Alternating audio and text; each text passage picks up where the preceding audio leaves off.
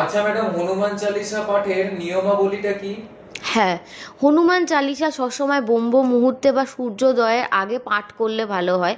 বেশিরভাগ ক্ষেত্রে মঙ্গলবার যেহেতু হনুমানজির দিন, তাই জন্য এই দিনকে যদি আপনারা এই সময় করতে পারেন খুবই ভালো ফল পাবেন।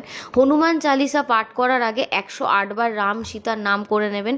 এতে যে ফ্রিকোয়েন্সি বা ভাইবসটার সৃষ্টি হবে সেতে কিন্তু হনুমানজি খুবই প্রসন্ন হয়ে থাকেন।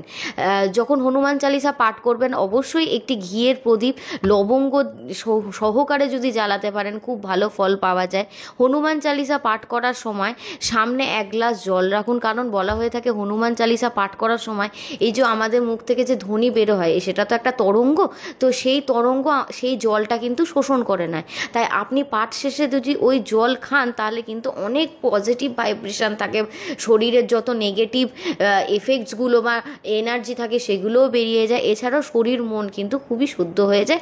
এতে এটা আমাদের ক্ষেত্রে কিন্তু অনেকটা প্রোটেকশন বা রক্ষারও কবচ হিসাবে কাজ করে থাকে।